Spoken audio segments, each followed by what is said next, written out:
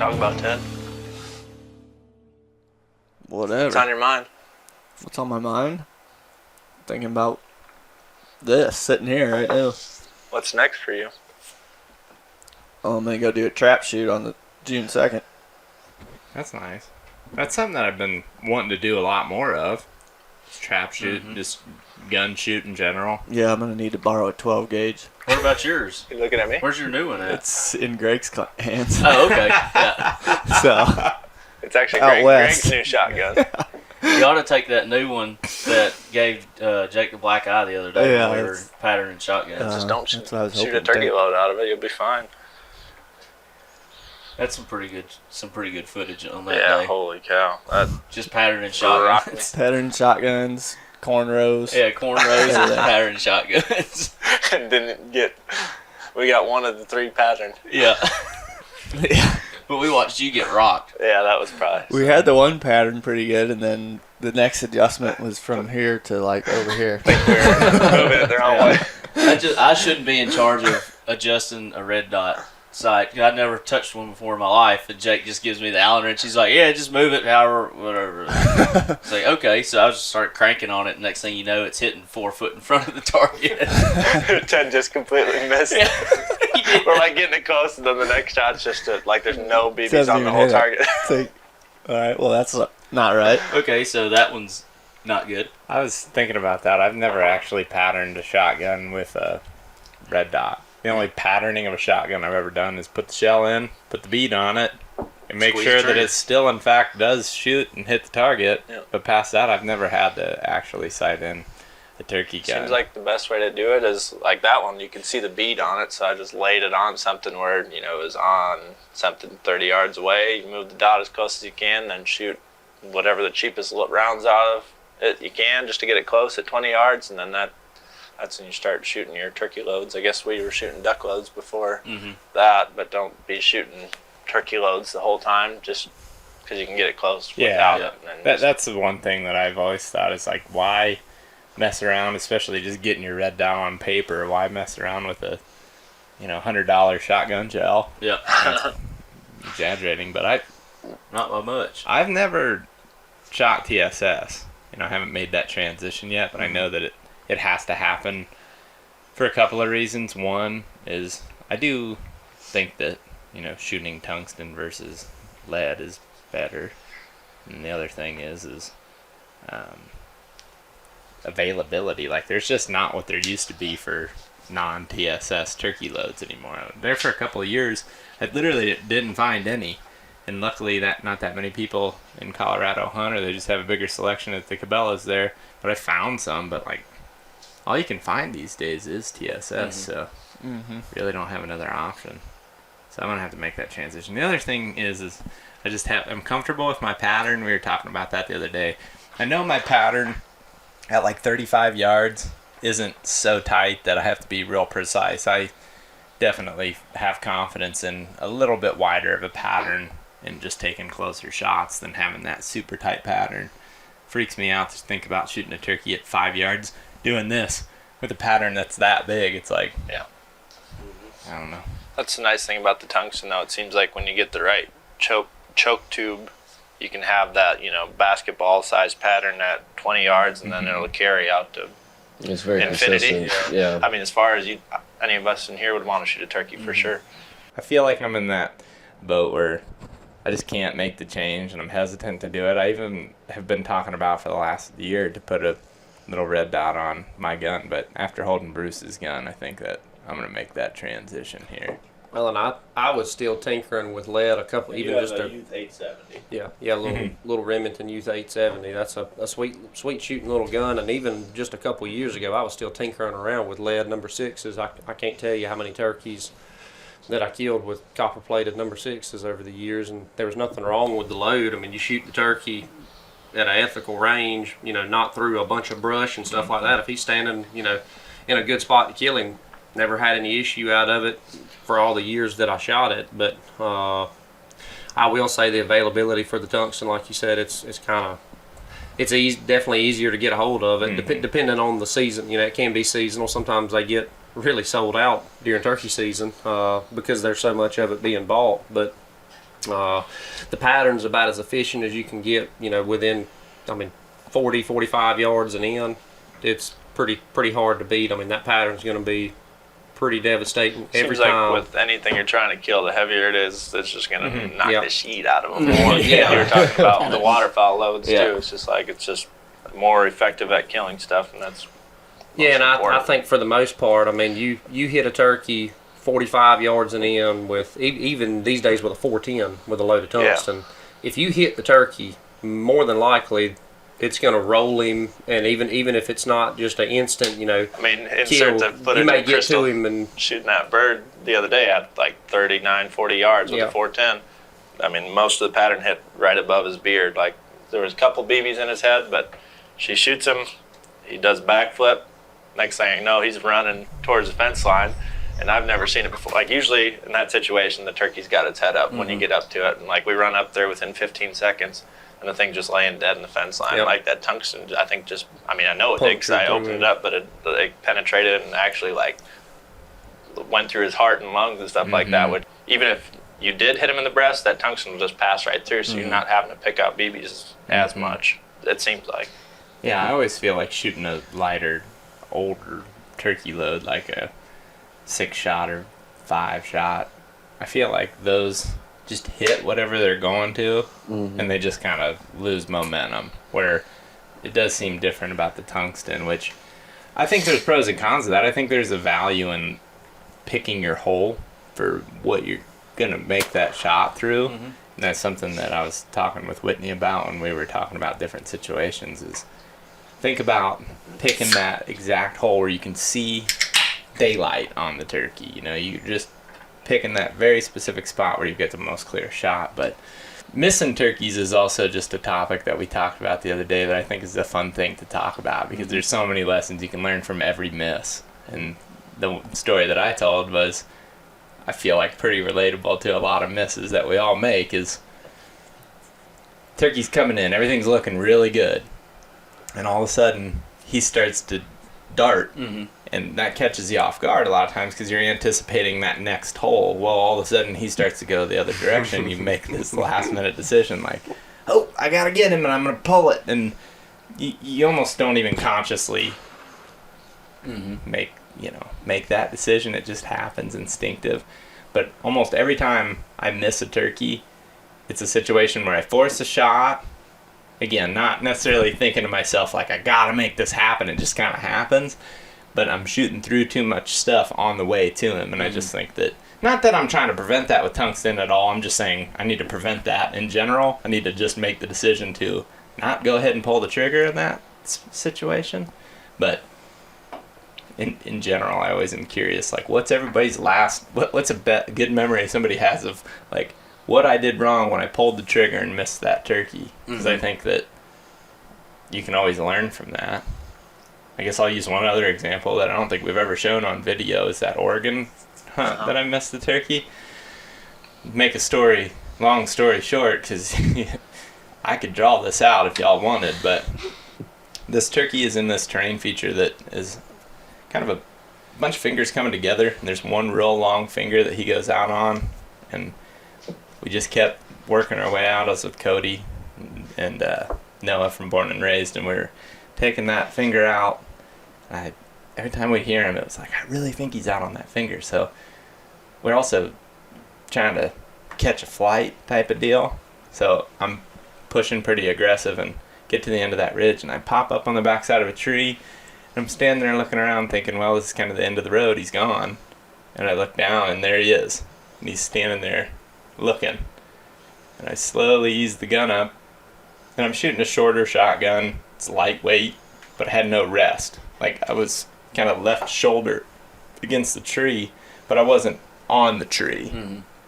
And I watched a GoPro clip back because all I got of it on video. I kind of said, we're just going to get this one at all costs. So I have this GoPro on my shoulder, and I held the gun tight to the trigger guard, I guess, with my left hand, and I pulled the trigger. And I'm assuming what I did was, because I remember having the bead on him, but I would assume what I did was pulled it and dropped. And I feel like that's another common mistake is just not following through. You guys have any other experiences? Crystal does that about every time Yeah. she shoots at a turkey. I'm gonna have to tell her to just start holding on his snoot or something, and then she'll Let it drift down too. I think that's part of what I did with Bruce the other day. That one I missed, I leaned around. Didn't even need to. I was forcing the situation when the turkeys are clearly coming and going to continue to come and give me 2 more steps, and I'd have had a completely blocked shot at all, and I wouldn't have had to move anything. But instead, he was on the bird already, and I was like, I'm just going to go ahead and shoot him. So I leaned around a bush to get a clear shot at this bird. And so you're sitting down and you're already leaning over the shotgun, and it's just pushing your barrel down, I feel like, and it's a 35, 40 yard shot, and that small movement gets really blown up. Amplified, yeah, on that. So you go back and watch the footage, all the pattern just hits low and right of him instead of right in his head.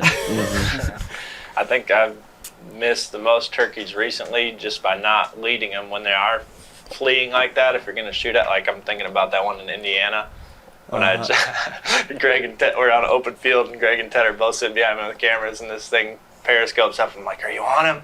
It's like you stand in the middle of a wide open field. We got 2 cameras there. Surely I filming for the last hour coming across there. I should have just shot, not even asked. And then by the time I make the decision to shoot at him, he had already started like running. Oh, he was moving. And I just put it. I hadn't rabbit hunted or fowl hunted in probably in a long time, or at least that year. So I just put it right on him, and he's, what was he, 25 yards, Probably 30 yards, going away though. So going hard left, and I Yeah. just put it right on him. And Greg had him filmed in slow motion. And that's pretty good representation of how much you need to lead him, because I was probably close to right on his head, and it just the whole pattern just goes like right behind him. I almost missed one in West Virginia with Keith because it was coming towards us the whole way it was gobbling, but then at the last minute it started to cut around to where it could see over the ridge, but you couldn't see its full body, so it's just kind of going down through there, and I'm following him, and he's going to my weak side, my right side, and I'm trying to follow him, and I shoot, and you can watch the pattern.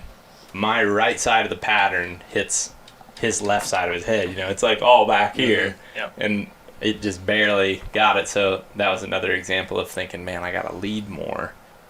I just think that practice and something that I just keep talking about, getting back into shooting trap, plinking around with 22s, just shooting guns. Nice thing around here is there's just pigeons everywhere. Like any farmers will let you go shoot them. So it's like I can just take the dog and go a mile down the road and work with her on stuff and have fun shooting that stuff. I think that'd be a fun summer activity, is just get some robo ducks out in front of us, or even invest in one of those little dove decoys. And Mojo dove. You could wear some pigeons out around here, I would think. Well, call me when you're going to do that. I'll fly up for it. Yeah. You take for granted some of those little things that you do when you're younger. So Like rabbit hunting a bunch too during the Totally. winter, which what we've done Yep. quite a bit of the last couple of years. I think just one of the biggest things about just shooting in general is just your target acquisition. Just it becomes muscle memory, and you're more on track. Because I wish I had a bunch of stories of me shooting at fleeing turkeys and missing. And I do shoot, or I have shot at my fair share of fleeing turkeys and missing. But as far as I know, I miss more turkeys standing in the middle of the wide open, just complete slam dunk, Slide in 25 clip. yards, and I'll just straight whiff him. And I really don't know what I do to. I mean, it's to deserve that. it kind of makes you wonder how in the hell how have I killed any turkeys? Yeah. I was shooting like that because a lot of the other shots I've taken are his head comes through a gap and I cluck and he a gap that wide through timber or something, and makes you wonder how you hit any of them shots. When you miss one in a field just standing there. Yep, I get it. My first time hunting with Bruce 2 springs ago now, whipped a turkey first morning, and then this year again. It was like we were talking, it was like deja vu. Yeah. This whole trip around, it was like a lot of the same things happen. Yep. You missed that turkey, and I just started laughing, and you didn't get mad at me. So. I've become numb to it. It's just the disbelief. I could probably be in the running for possibly the first person to have a super slam of misses. I'm well on track. How many different states you figure you missed? I bet I've missed in at least 15 states, if not 20. Yeah, I've missed in a pile, and I've killed in some of those states that I have also missed in. But there's some that the miss is what's going to make you go back. New Hampshire, for example, I've missed 3 turkeys in New Hampshire. Never touched one. Never have put my hands on one. So it's going to be sweet when I finally do pull the trigger and go out there and pick up a gobbler in New Hampshire. It's not going to happen this year. So, I mean, what are some of the things that you think that you are doing wrong? Because, like, certainly you're going back and you're replaying these in your mind. dude, I black out. Yeah. Like when it happens, when it gets to that moment, when he's 25 yards and comes out of strut and that head goes up, and I mean, I remember everything, and it feels like that last 2 seconds is 30 seconds worth of memory. But I just black out, and I really couldn't tell you how hard I'm obviously yanking the gun, because with the gun that I'm missing turkeys with, you pretty much have to aim in a different zip code to miss him with it. I mean, I'm just flat out whiffing them. And I mean, if you hit them with that, you shoot them with number 9s or 7.5, whatever tungsten you may be shooting. I'm shooting tungsten. If you hit him with that at 25 yards, there's no doubt what you just did. I mean, he's not going to fly off like he's doing, or run off even. He's going to be on the ground flopping or not moving at all. So I couldn't tell you what I'm doing, but I'm completely whiffing him with a really nice pattern that's, you know, bigger than I'd like to claim. I'd like to tell you that I'm shooting a little pattern like that, and dang it, I just ain't on That's one. what I've missed the most turkeys with by far is, like, I never even really had my own shotgun. I just kind of borrowed whoever's, and Zimmy had one set up where it's, you know, at 20 yards, it's like softball size, and that's by far the shotgun I've missed the most turkeys with. It's like, we got to get it set up where if they hang up in the field, you know, which has shifted a little bit now, but it's like I miss so many turkeys with that gun that got, you know, within 15 or 20 yards, and if they're moving their head at all, it's hard to. It's too tight because you're throwing a nickel out. Oh, yeah. You know, it's that big. I think I've missed the most. I mean, the one I missed with Bruce the other day, that was an exception of how I missed. I usually miss high because I'll get too caught up. He's missed high both the times I've been with you. It's kind of nice to have the footage to know a little bit of what you did, because you said you held on his eye. Sorry to interrupt. No, you're good. But you said you were holding too high to begin with. Yeah. And then in the footage, like I got his barrel in the frame with the turkey, and like at the very last frame, it just goes up just a little bit up and left. Which is pretty interesting, because I feel like you said most people's tendency, including yours, it sounds like, is to go down, or you said high. I'm to miss high. So Really? missing low the other day was like abnormal for me to shoot low. It's because I guess when I'm waiting on a bird to come in, you know, I'm in the gun and I just have my head up just slightly so I can see over the barrel just enough, and it's just a small move to get back down into the gun. So like when I killed that one the other day with you and Bruce, I was having a hard time, or I was kept telling myself over and over, it's like, as soon as you get on him, just bury your head back down in the gun. That way you don't shoot high, because if I don't talk myself through that, I'll leave my head off of it, even if it's like my cheek or my jaw still touching the buttstock. I'm not in the gun enough, so when it's, you know, blown out a proportion down range, you know, you think you're that much above the bird, but you're actually, you know, 2 foot above him. Oh yeah.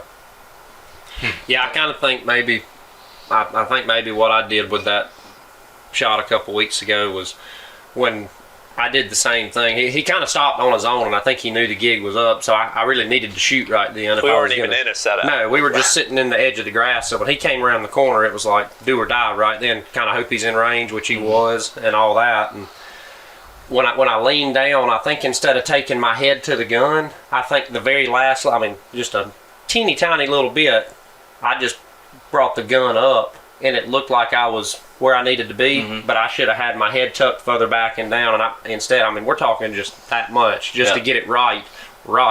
But 25 or 30 yards, however far the turkey was, it was probably that much up above him, and that's all she wrote.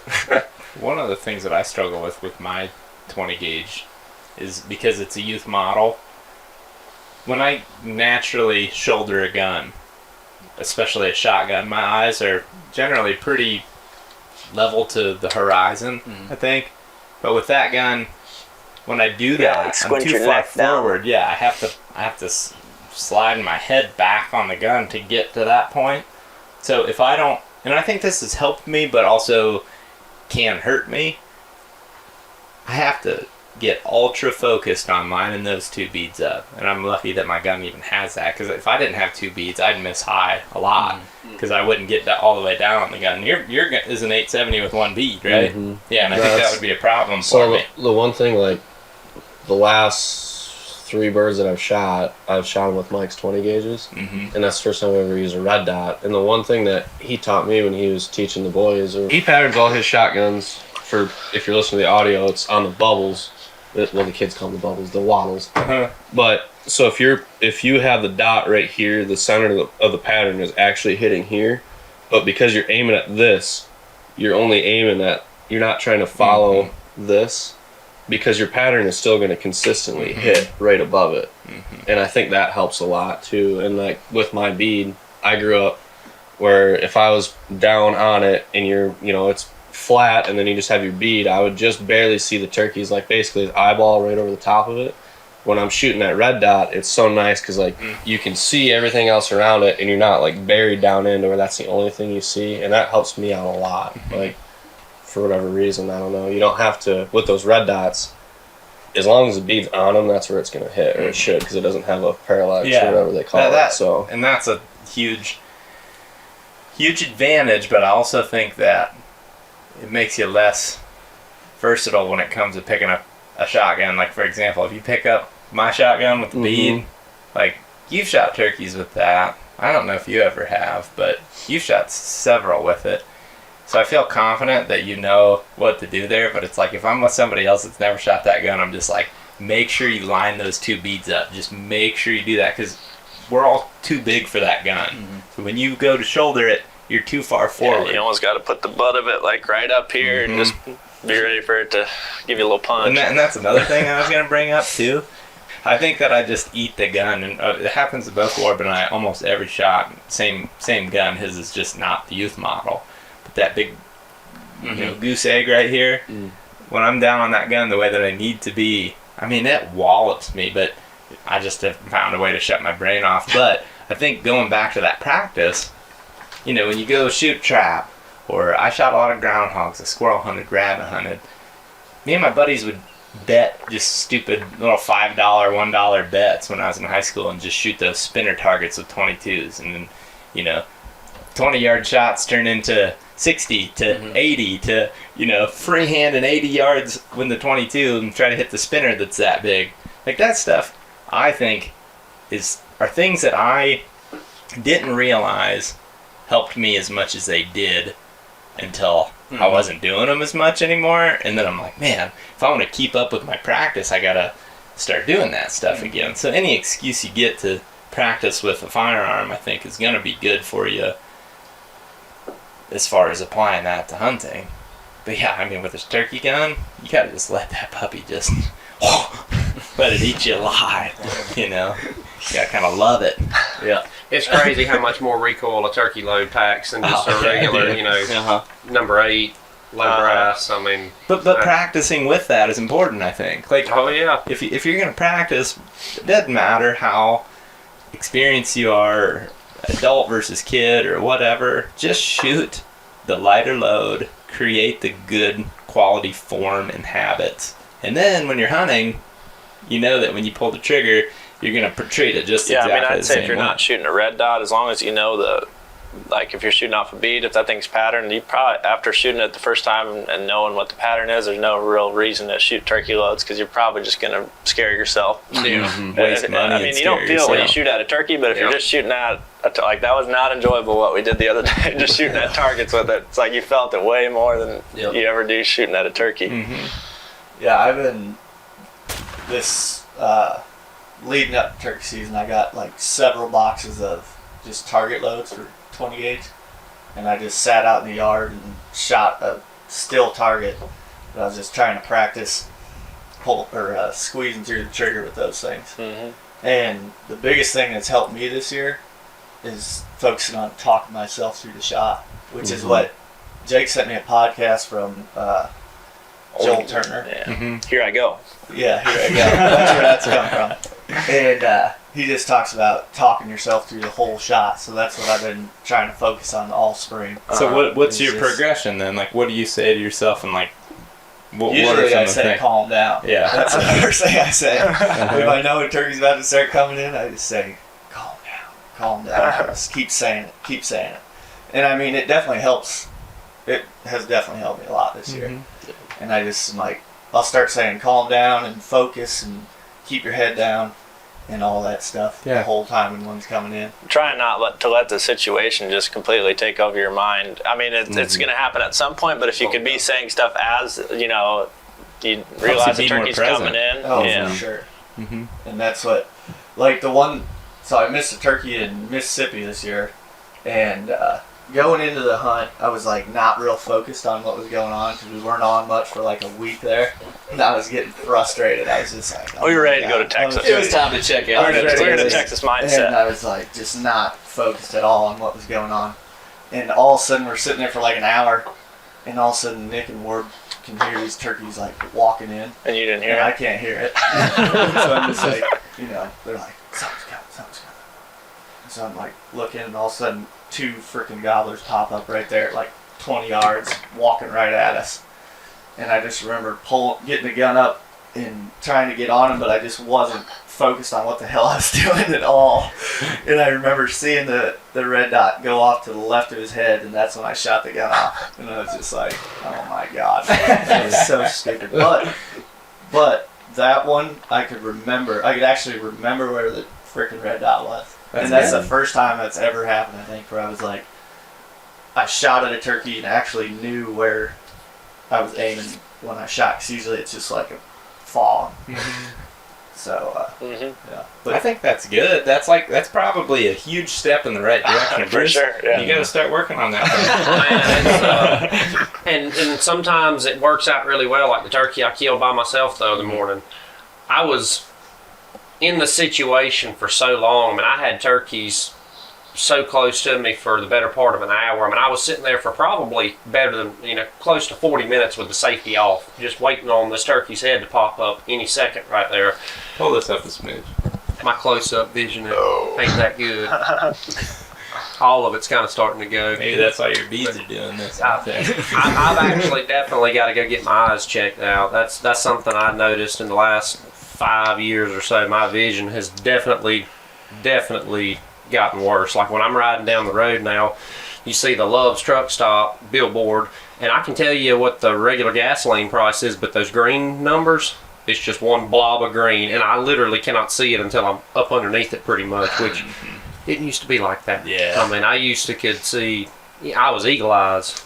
Not anymore. So I got a feeling that some of the misses I could possibly blame on that, but no excuses. I mean, I'm not that blind, so I can't really blame it on anything. But I had long enough to sit there and just hyperventilate the other morning, which I did for quite a while. Like I was, one step shy of heart attack for quite a while the other morning. I had hens just right next to me, scratching and yelping and everything you can think of while this gobbler's, coming down the pipe. And he'd hang up for a while, and then he'd gobble, and you could tell he'd getting closer. And I had time to actually calm down in that scenario to where a lot of turkey hunts can be, you strike a turkey, and within a few minutes he's in your lap. I just can't calm down that quick. I mean, that's why I do it, I guess. I can't calm down. I can't get a hold of reality right there and just breathe. There is no breathing. I don't know. I mean, I'm sure that sometimes turkeys actually do see me breathe. I'm sure that's what they see, because if I don't move a muscle and a hen walks up beside me and just starts putting, I mean, I know their vision's really, really good, but come on now. I'm sitting in a great spot. She sees me over there, and there's no doubt about it. And I can't help it. And in those scenarios, I just try and make sure he's in a good spot to shoot him and hold true. And I mean, that's one thing I do like about that red dot, is I can really bury that thing right there at the end of the black in the wattles. And I mean, I trust my pattern, so that's what I try and just right there at the shot, I'll have the gun tight and I'll squeeze the trigger, and most of the time it works. So this year's been much better. I've missed 50% less turkeys this year than I did last year, so that's a step in the right direction, I'd say. Yeah, definitely. I've missed 4 turkeys. 2 of them were fleeing quickly, and I shouldn't have even shot.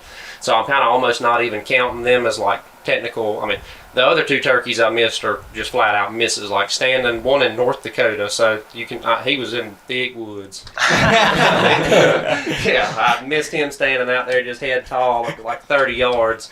And then the one in Wisconsin standing in the middle of a dirt field. So those are two pretty sorry whiffs right there. But that's better than the 9 turkeys I missed last year. Mm-hmm. That's pretty. We got to Michigan last year, and Catman was trying to argue with Bruce about who had missed more turkeys, and Bruce was just like, I don't know if you want this is the one you're gonna win. I have a problem. I think that. We're getting some rain.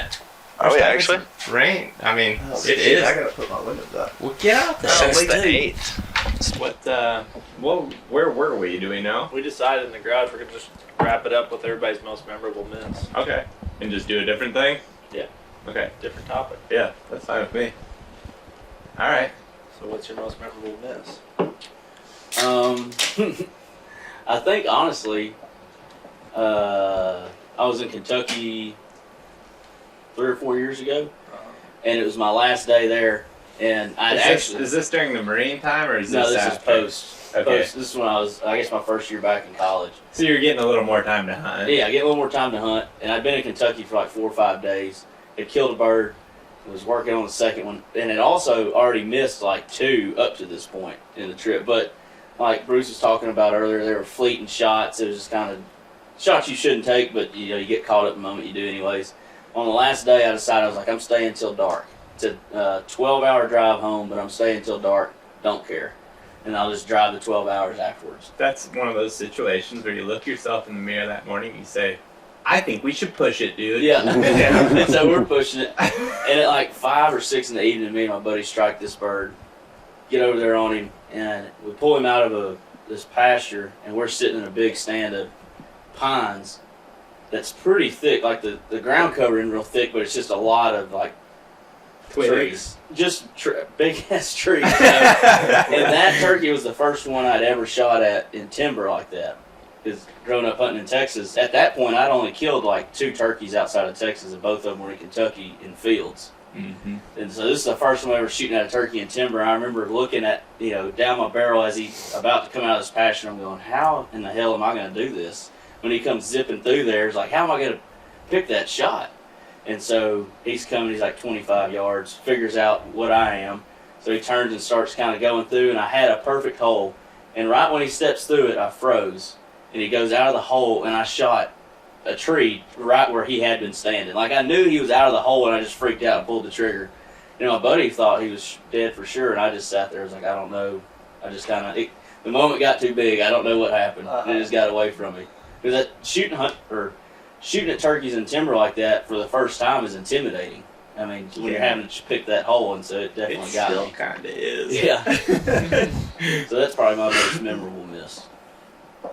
Mine probably happened with old Hunter Borchard, actually. Mm-hmm. And he filmed the whole thing. Good. We struck him right off of the highway that we've been driving down a bunch, where I dropped you guys off the other day. When they started clearing out that whole fence line, they had a big stack of where the trees were.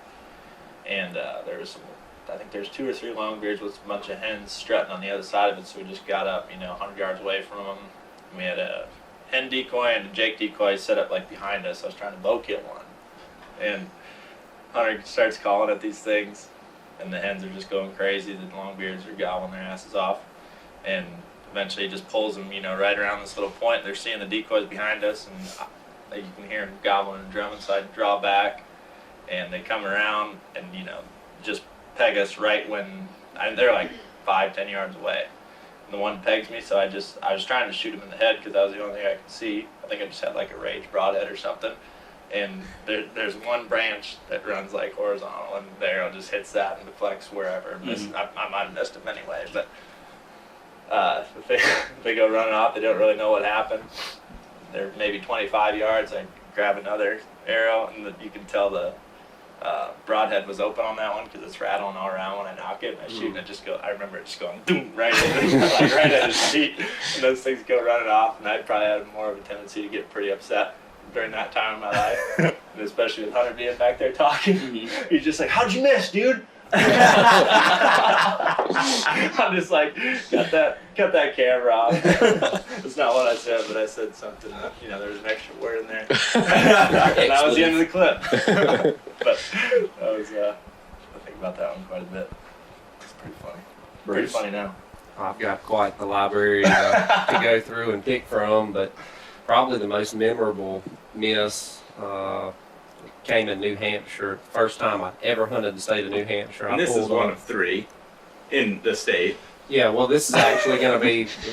Yeah, we'll get to the real good part here soon. So this is a saga then. Oh yeah. Well, it's a quick enough story, but all the details are kind of necessary to just how awesome it was, and then how bad I messed it up. Just, terrible. So I pull up in New Hampshire at like 2:30, 3 o'clock in the afternoon. Well, 12 o'clock cutoff, can't hunt. Pull up to the first gate I've ever pulled up to in the state of New Hampshire. There's 2 longbeards standing right there at it, and I'm like, Decent. nothing to New Hampshire, yeah. I mean, just camp out around here, roost them, and kill one in the morning, and we'll be headed right on up the road again in no time. So, everything goes to plan. There just conveniently was a camping spot, like 300 yards from where I saw them. So, set up there, roosted them, of course. Got up the next morning, got in there. I actually made a terrible setup, just terrible, but was able to yelp the whole flock to me eventually, and they put on the whole show. Both of them came in there strutting and drumming, and I was shooting that little single shot 410, and I really don't know why I had that gun that morning. I think I had been missing so much with the other 2 that I just said, this is the only gun that I haven't missed with this year, so let me try it. Well, I went on ahead and scratched that off too, and missed one with it at like 30 yards. Well, they didn't even break strut. They gobbled at the shot, and then the shell was lodged. It didn't, when I breached it open, it didn't kick the shell out. It was like hard locked in there, sealed in there. So I'm sitting here with turkey strutting in gun range of me with more shells in my pocket, but I can't do anything about it. So I have to let the turkey strut off. Ended up having to walk back to the truck a pretty good ways. Went back, got another gun, turned around, struck the turkeys again. It's probably half a mile, 3/4 of a mile walk there and back. So got back in there, struck the turkeys again. They were already starting to go up a pretty steep mountain, so looped around them, got in front of them, called them back up, and whiffed them again with a different gun. So that was two in the same morning. Like, had 2 turkeys whiffed by 8 o'clock in a state I've never hunted before. I was hurting, and I had a serious climb. Like, I was borderline killing myself trying to get up that mountain that they were going to the top of. I was trying to get in front of them, and I did, and it worked perfect. Missed him shooting straight downhill, just should have smashed him. I had no clue what I did, but that was pretty much the end of New Hampshire, and I know at that point in time I was not happy. It's a good thing nobody was with me, because I'd have probably said mean things to them for no reason. It's one of the interesting things about major failure when hunting is that you can get unnecessarily angry and just take it out on anything and everything that gets in the way. It's one thing that I don't like about myself is that I can just get unnecessarily mad at my friends. The people I really care about, I can just be totally mean, and it's just because I'm mad at myself. And it's like, yeah, sometimes it's probably better to miss alone. Well, and it goes along with the whole thing. Sometimes you can have a really, really hard time. So when the freebies when the free shots get handed to you, man, you got to take them, and I'm not saying you gotta, because you're obviously going to miss some of them, but those hurt just as bad as any of them, I think, because it's like, man, I was just giving this turkey, I all but had him, could have reached out and grabbed him, and I just couldn't pull the shot off. Are you kidding me? Everything hard that was supposed to be hard about this, we just bypassed all that, and I just have to pull the trigger and be, fairly accurate. I don't even have to be precise. I just have to be kind of accurate. And I can't even do that. Yeah. The wonderful thing about a scatter gun is you don't have to be precise. Yeah, that's very true. D? One miss that I have that sticks out the most is it's a deer in rifle season. It was opening day of Wisconsin rifle season, and I think it was the year that I dislocated my hip in high school because I couldn't really hunt. I could squirrel hunt a little bit before that, but wasn't really doing much else. And trail cams, we had this one buck on our property that it was a really, really wide short rack 10-pointer, and see him pretty frequently, but back then I didn't really run cameras to actually hunt with him. I just liked to see what was out there. And so get in my stand. For whatever reason, I think it has something to do with the thermals on our place. At 9 o'clock, where I usually sit for gun season, that stand usually gets really good around that time. And a doe and a couple yearlings came down the hill, and I piled her like the first. So there's this like little logging road that wraps around from my stand. I sit in the ground, a little brush blind, and there's a hump, and I could see like the tops of their bodies coming, but I couldn't see any vitals. So she wrapped around the corner and was quartered to me and saw me right away, and I was already on her and shot her. And You said it's rut. That's a doe. I said, I'm not seeing what's behind her. Done. Yeah. And she ran back up the other way and died like 20 yards, and I was like, yeah, sweet, you know, whatever. And go up there, grab her, drag her down, gut her in the ditch, and just left her there splayed out to cool. And I'm feeling myself, having a little hot chocolate, and like 2 hours go by. I think it was like 11:30, and I can't remember if I heard something or if I just looked like this, and that 10-pointer was trotting, like fast trot, nose to the ground, coming down that doe and yearling's exact trail. I'm sure smelling her. Mm-hmm. And the only thing that was going through my head was like, he's going to smell where you walked up there. Why did you shoot? You're an idiot. Like, just over and over. And then so I'm like, all right, well, I'm going to try to like just be on him and just see. And sure enough, he gets to where she died, and his head, I just remember seeing his rack pop up like this, and he started looking around, and then he just freaked out and bailed across this ditch. And I shot at him, and just totally, like, I knew if I would have just settled and let him, because he was going kind of straight up away from me. He would have got to where he slowed down. It's easier to Well, stay no, on I that. think if they're running like straight away from you, it's easier to lead and when they're not going like right to left real hard, you know, or left, right, whatever. So anyway, I just like, and just shot, you know. And that's what we were saying earlier when like what Now you're going, yeah, exactly, yeah. And that's what I was gonna say earlier when we were talking about what do you do when you miss. Like, if I know when I make a good shots, because like I sit there and I'm like, all right, think about your fundamentals. What are you doing? Yeah. Whereas that one, I was just totally like slinging. Yeah. Yeah, it's like and when so you make a good shot, so you're stupid. dumbing it down. You're saying the obvious things to yourself, but those obvious things are really important. Yeah. Right? Like, when I'm bow hunting, I say, settle the pin, aim low. Mm-hmm. Settle the pin, aim low. It's like stuff that doesn't seem that challenging, like settling the pin, but when I if you shoot, don't settle the pin, you're probably not going to get it. I almost guarantee you're not going to.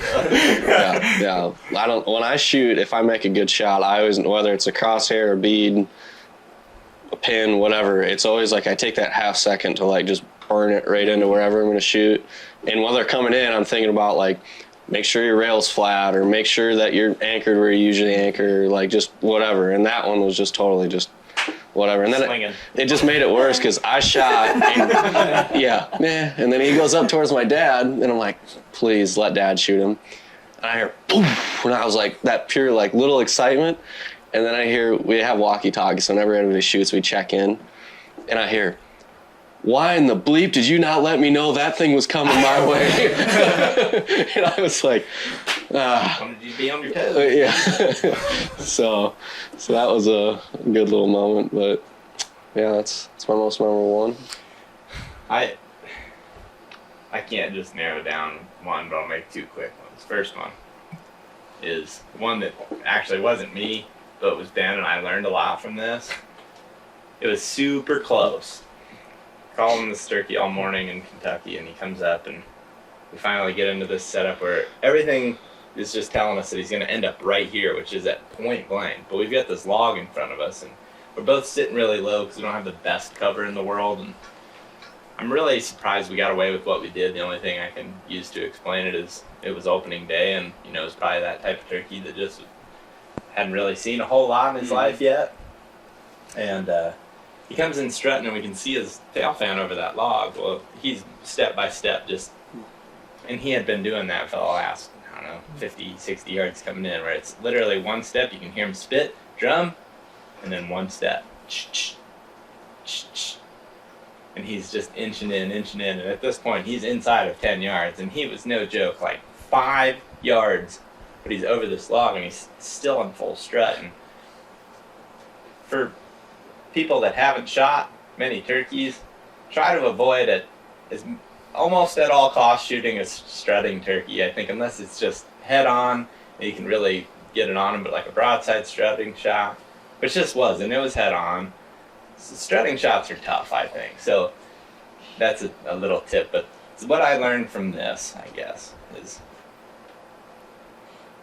no matter what it looks like down your bead, and this is even more common with a red dot, no matter what it looks like on your bead, you still have to be conscious of your barrel. So always get a little bit higher up than what you think. So if you've got an opening that's vertical, go high in that opening to make sure you're definitely going to clear any low stuff. Because when Ben pulled the trigger, his bead was on the turkey's head, just plain as day. Like, you know, you could ask him right afterwards or to this day, oh yeah, 100% bead is on the turkey's head. But at that distance, everything is condensed down to 5 yards. His barrel was actually low enough that it hit the log. His entire pattern just got stuffed by that log. And the turkey just flew away. And it's like, you know, it happens. And I have this hilarious clip of him in denial. He goes, I don't think I shot the log, but let's go see if I did. And it's like, you go back and watch it and the log explodes. And I learned a lot from that shot because I took it for granted. There's no way Ben's going to miss this turkey. But you really have to just get that, even just a couple inches sometimes is enough to make sure that you're just absolutely clear and be generous with that, right? It's like, if you think you need an inch, go 2. Yeah. If you think you need 2, go 4. Just make sure you clear it. And that was just a funny one because we ended up, you know, having some really, really great hunts after that, so it wasn't a big deal at all. But opening day, everything goes right, and you get that gimme and such cool footage and everything, and whatever. The other one is one that I don't think we ever ended up making a video out of it that season, but it was with my dad and Brody. And this is, I guess, technically not a miss, but it was a shot that I definitely messed up. The turkey came in strutting. It was coming into our hard right, and he was about 35 yards. And they were moving quick. There was a pair of toms with a hen or a few hens or whatever. And once they set their mind to it, they were coming to roost, and they were coming to roost right where we were. And as they started to come up the ridge, they got on my weak side. And I started turning to the right and leaning. And this is another lesson that I've learned about shooting with my gun or 2 beads on a gun. With the red dot, it's different. You can just be on it, and your gun can kind of be at any angle. But with a bead, something that I've made the mistake of is leaning the gun. So even though the beads are still lined up, if they're not totally, I guess, up and down, then it can throw your shot off, especially as you get past 30 yards. And my memory is that in the last second, I centered the beads, but the gun was tilted slightly off to the right because I was leaning, and he was far enough that when I shot, the pattern hit low and hit him basically right around the beard, but not high enough up on the head to break his neck. And I shot, and he went down and jumped up and took off running, I think, or tried. He like kind of had the flying idea, but wasn't getting off the ground. And I immediately told Brody, something's wrong, and I jumped up and took off. And I just kept running down deer trails that were real muddy, and I would cut distance and listen.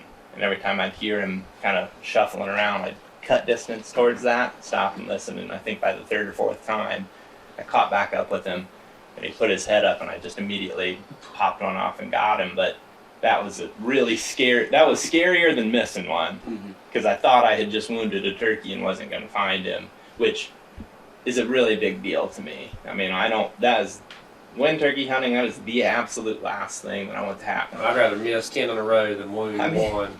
Because when you wound one, my belief is he's probably not going to recover from it in most situations. I mean, they're tough. There's no doubt they're tough, and it's kind of surprising how many turkeys I end up killing that when I go to digging around in them and investigating. Yeah. How many of them have lead number 4s in them, or steel pellets, or Buckshot. buckshot, or Wasn't whatever? the one that you just shot the other day, didn't it have one in its breastbone? One of them had one of those main turkeys. Yeah. Had some in his breast too, but it's a large percentage of them actually. I don't even know what kind of number to put on it, but quite a few times when I'm cleaning birds, Every turkey in Michigan has a broadhead stuck in it. Yeah.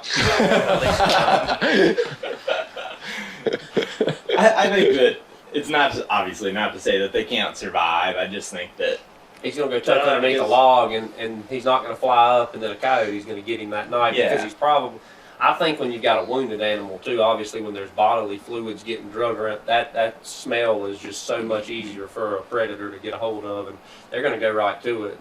And, And worse yet, a predator doesn't get him and he just can't eat, or he can't get to a food source or something, or whatever. He busts his beak. I mean, and that's why I don't bow hunt them. Not to say that I won't, but I'm a little paranoid of putting one right through the legs of a turkey and him being able to get away from me, and I can't find him or something. And that's a shotgun sport for me. Yeah, which, not to get down that argument necessarily, but if I can do my job correctly as the shooter, it's immediate, and that's what I want. And I think that, again, to just kind of take away lessons from these two examples I used, make sure your beard, even if your bead is clear, that the end of your barrel is not, and be even more conscious of that if you're using an elevated scope. Mm-hmm. And then the next lesson is just try to keep your gun,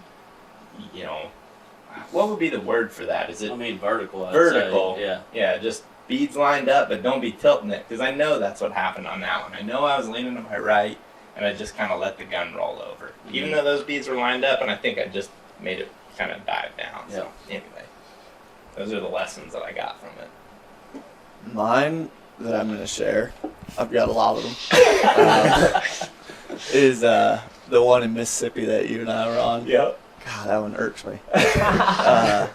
But Zach and I were on a bunch of turkeys in Mississippi. Got in close to them, they were gobbling a little bit right off the bat, but then they just basically went to drumming. It was a bunch of longbeards and hens just kind of floating around, and it was super fun. This is part of the reason it irks me, because it was such a cool hunt where we were just like following the drumming, and we're crawling around, and every once in a while we can see them out there and all this stuff, and we're just following them through the woods. And I don't even think we got on them to kill them until it was like 11 o'clock probably. Mm-hmm. And we're crawling up here to this spot where we think they're going, and pretty soon this hen pops up, and then there's a longbeard that's like right behind this log at like probably 15 yards or something. And I'm like pointing the gun over there, and he comes up in full strut, and all I can see is like this much of his head, but it was just bright blue and red, or blue and white. And I didn't shoot him right there. I just kind of hesitated and didn't shoot him. And then they start looping around this log, and they're kind of working away slightly, and they're all just like walking around, and there's a bunch of turkeys mixed in there. Then eventually I pulled up, and I got all worked up and just shot and whiffed. And they all took off flying. Didn't get any of them. But the part of that irks me is like when he was coming up over that log, if I'd have just popped up a little bit and shot him, or if I'd have just called and got him to stick his head up, I could have just roasted him right there at 15 yards or whatever. But that one kind of stays in my mind, because I always think about that situation over and over about if that happens again, I'm going to do that different. That's one of my favorite turkey hunts from the standpoint of not hearing the gobbles. Yeah. Like, it really is. And at one point even, we had to basically leave them where we could see them up above us from our original setup, and we made this giant loop up and around them and just got right back on them, and then just hung with them from there, and then the miss. But again, you look back on it, and it's, in the moment it was like, ooh, damn, that kind of sucks. But like, it was extremely memorable, and learned a lot about hunting turkeys in that moment, and then also the shooting, because the one thing that I remember from that is that he went like this right as you pulled the trigger. And if you watch that frame by frame, the shot hits just right behind him because he is moving. Mm-hmm. And to your point, if you call right there and just get him to stop, then that shot becomes so much easier. It just becomes immediately a stationary shot where he's extended, and he was kind of strutting even, wasn't he? Like, he was at least kind of walking with that, I'm about to start strutting again demeanor. And when he went forward, that truly is one of my favorite. That's probably top 5, top 3 maybe even turkey hunts that were unsuccessful. Yeah. But I loved that hunt. I love that one. I actually do. I don't think they gobbled. I think the only time they gobbled was when that tree fell. I think we heard. So, correct me if I'm wrong. I'm pretty sure they gobbled when we were standing on the road, and then we went down there to them. And then I remember the tree falling, and they gobbled. But then the rest of the time it was just following them around as they were My growing. memory of it was we knew they were in the area because Warb coyote howled, I think, with you, like a mile up the road. He didn't even hear the birds gobble, and they gobbled right beside us. Mhm. And we had found sign or something that told us they were in there, and that's why we were in there that evening. But it turns out they had flown up and we just hadn't heard anything. Warb coyote howls up on the road just by chance. We hear him gobble to that. Go back in there the next morning, and my memory of it was just that the hens kind of made some regular old tree yelps. They all flew down, and then it was just literally hanging with the drumming the whole time. Mhm. But either way, it doesn't matter. It was just so fun just because it's not your traditional. Enough to keep you involved Uh-huh. in a different way than. And then all of a sudden, we honestly got to inside of probably 30 yards of all of them. And all of a sudden, it was just like, oh, they're all right here Hands gotta in the pop it off, flock. just- Yeah, that was fun. Yeah. What are you gonna say, D? Not to put you on the spot again, but can you talk about that Colorado situation from last year? Remember we talked about it last night? Uh-huh. Because I wanted to ask you what was going through your mind last night, but we never really got around to that. You were were with shot on at the that. one or what? Yeah, when you missed and then you freaked out. Oh, I freaked out? Yeah. Yeah. Was this turkey or deer? Turkey. This is probably my favorite. Like it was funny for anybody that didn't miss, but like it was my favorite miss reaction I've ever seen in my life. Oh yeah, I get extremely pissed off. Like, way up there. No, we heard these birds off the road. Had to climb up this steep, huge mountain to get up there to them. And I'm with Dylan and Jake and Warb. And eventually, we're moving around on these turkeys, and eventually we pull them back in. And there was like the first one that popped up was the longbeard, and I'm like sitting there on him, but I didn't know if it was a longbeard or Jake, 'cause I knew there was a bunch of Jakes with him. And so then he starts going to the left, and all the Jakes pop up. So I'm like trying to keep track of him, and they're like walking like this. They're all behind him for like the majority of the best shots. Like they're just, they're steady going to the left, and he's just got a bunch of other. Like his best shot was when he just came up. Yeah, he was right there. Could have killed him. Because they had just walked past, just like right before that, as a whole group. So, like you said, he knew there was a bunch of Jakes in there. Uh-huh. And then, so they're walking steady this way, and I just was trying to follow him and shot behind him.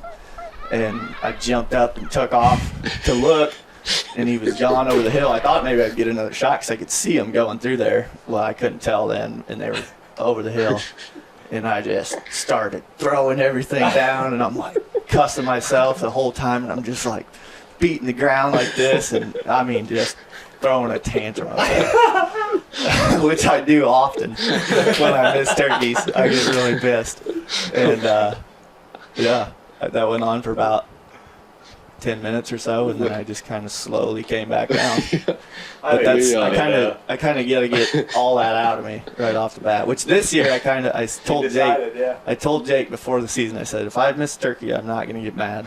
Which I did get mad for a little bit, not like I usually do. And, You didn't freak out in Mississippi. not bad. I just No. had to whack myself in the head once. You did do that, and I was like, all right, I did, but then it was fun.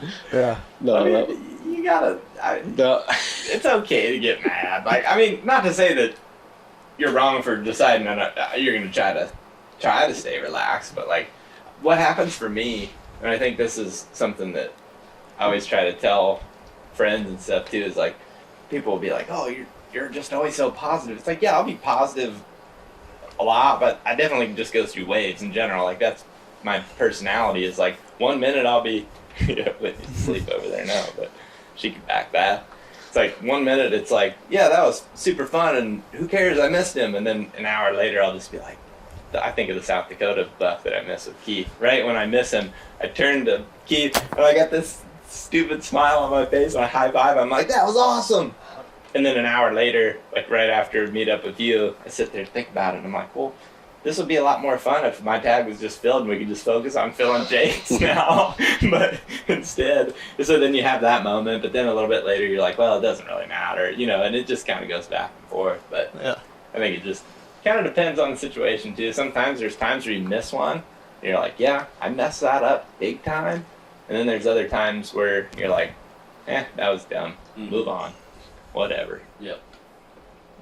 Kind of like your one the other day. Yep. I looked at Ted and said, "What the hell just happened? How did I do that?" Well, Tell that I'll one run real back. quick. Okay. It's just too All right, funny. so me and Ted are slipping into this field, and we just hunted there that morning. There's 4 longbeards in there. One of them is an outlier that keeps getting run off by the 3.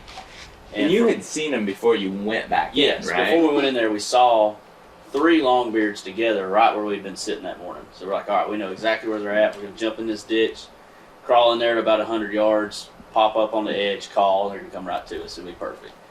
They're gobbling, and we can hear another bird, which I'm assuming was this lone bird gobbling across the field. So, like, these birds are up ahead of us, and this one by himself is off to our right as we're moving. And we even stopped at one point, and we're glassing. I told Ted, I said, I think he's over that rise out there. He's not up here on this edge. He's like, yeah, I think so too. I'm like, all right, cool. So I'm just all way too worked up in the moment, and and we're slipping through this like waist high grass in this creek bottom. And as I'm slipping, I had the gun like halfway at the ready. I just look over to my right because the field edge is like 15 yards away, tops. And there's a longbeard just standing right there. And we noticed each other at the same time, so he just got his head up real high. And I might have said to Ted Longbeard right here. So I just spin on a dime. And as I spin, he starts running.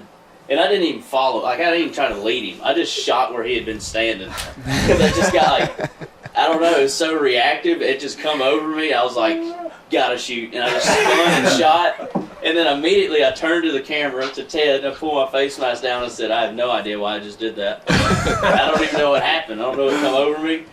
And then I just pulled my face mask back up and went right back into the hunt. And I just crawled up to the field edge. So I think we see those turkeys still strutting, 200 yards away. So then we just slip up the 50 yards to the tree we wanted to sit on, and then we sat there and killed one an hour and a half later. It's so funny, too, because he tells us that story, and the first thing that I always think of when I'm telling people about turkey hunting and how, like, we don't load our guns is a big issue for some people. The reason that I think the number one reason we don't load our guns is multiple people. Yeah. Hanging out with multiple people with loaded guns, just safety aspect.